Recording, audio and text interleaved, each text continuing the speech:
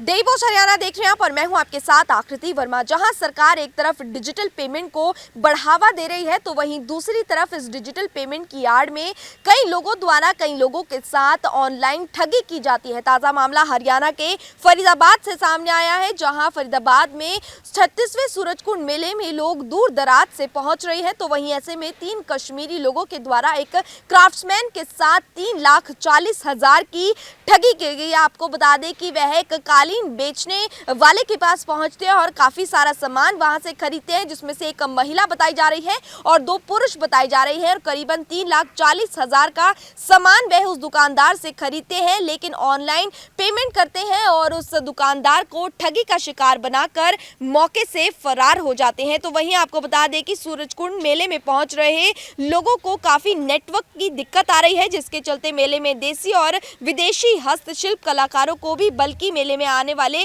पर्यटकों को भारी परेशानियों का सामना करना पड़ रहा है। वहीं जिसका फायदा उठाकर ठगों ने इस घटना को अंजाम दिया और मौके से फरार हो गए। फिलहाल पीड़ित स्टॉल संचालक ने इसकी शिकायत सूरजकुंड मेले थाने में की और पुलिस सीसीटीवी के आधार पर आरोपियों की तलाश में जुटी हुई है। तो वहीं आपको बता दें कि सीसीटीवी में कैद ये एक महिला सहित वहीं 3 ठग है, जिन्होंने सूरजकुंड मेले में लगे स्टॉल पर 3,40,000 की ठगी की वारदात को अंजाम दिया और मौके से फरार हुए। बता दें कि लाल टी शर्ट में सफेद चेक और हाथ में लाल रंग का कपड़ा और महिला जिसने लाल रंग का जैकेट और काला सूट पहना हुआ है, यह वही 3 ठग है जिन्होंने इस वारदात को अंजाम दिया है। पीड़ित स्टॉल संचालक के मुताबिक ये तीनों थक कर आए थे और जल्दबाजी में इन्होंने 3,40,000 की ईरान की कालीन खरीदी और ऑनलाइन पेमेंट करने के बाद वह वहां से मौके से फरार हो गए। मालिक ने उन्हें रुकवाया भी, लेकिन वह भाग निकले। लेकिन जब इन्हें पेमेंट रिसीव नहीं हुई तो उन्होंने देखा कि उनके साथ तो ठगी हुई है, जिसके बाद इसकी शिकायत पुलिस को दी गई। फिलहाल पुलिस द्वारा इस पूरे मामले की जांच की जा रही है, सीसीटीवी को खंगाला जा रहा है। ये सुनवाते हैं आपको क्या कुछ कहना है पुलिस अधिकारियों का और स्टॉल संचालक का। ये ऐसा एक्चुअली वो बंदा आया 2:20 पे, ठीक है। एक्चुअली में वो आया, कारपेट देखा, 5, 6, 7 कालीन पसंद किए, वो बोला फोल्ड कर दो, अकाउंट नंबर डिटेल मांगा, पासबुक का उसको फ़ोटो दी है। वो दूसरा बंदा था हमारा, वो डील किया, वो उसने पैसा अकाउंट में बोला कि ट्रांसफ़र हो गया, सक्सेसफुल दिखा दिया उसने। उसने दिखा दिया, मैंने इसको रोक के, ग्राहक को रोक के उसको भेजा आगे, तो वो गया आगे दिखा के आया, बोला ठीक है।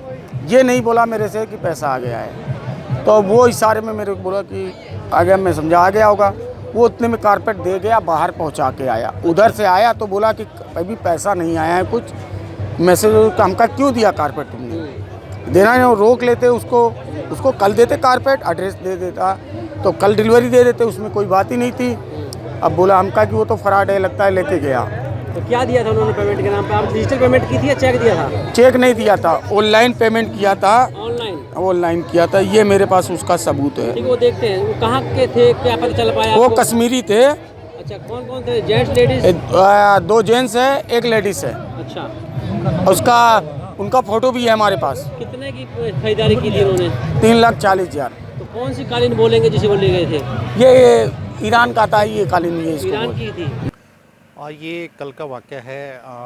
कुछ लोग थे जिन्होंने जो सूरजकुंड मेले में शॉपिंग की थी और शॉपिंग पे करके और उन्होंने जो भी ओनर था उसको पेमेंट के लिए बोल दिया कि पेमेंट हो गई है आपके में, और उसको पेमेंट शो नहीं हुई और पेमेंट उसके बाद में भी नहीं आई थी और वो उसका सामान लेके चले गए। ओनर की शिकायत पे थाना सूरजकुंड में मुकदमा दर्ज कर लिया है। आरोपियों की सीसीटीवी फुटेज आगे हैं, सीसीटीवी फुटेज के द्वारा पहचान की जा रही है और पार्किंग के जिस गाड़ी से गए हैं उसके माध्यम से उनकी पहचान की जा रही है। आरोपियों को जल्द अरेस्ट किया जाएगा। करीब 3,40,000 के आसपास की शॉपिंग की है। हमने आपके लोगों के माध्यम से ये वैसे भी हमारे दूसरे उससे बताना चाहेंगे कि कोई भी इस तरह की पेमेंट आती है, पहले सुनिश्चित करें कि उसकी पेमेंट आ चुकी है, तभी अपना सामान उठाने दें। और कोई भी इस तरह की कोई एक्टिविटीज़ होती है या कोई न्यूसेंस क्रिएट होती है, किसी तरह की भी कोई पुलिस हेल्प की ज़रूरत पड़ती है, स्टॉल के आसपास जो तैनात पुलिसकर्मी हैं वो, या हमारा जो पुलिस कंट्रोल रूम है मीडिया का, उस पर सूचित कर सकते हैं।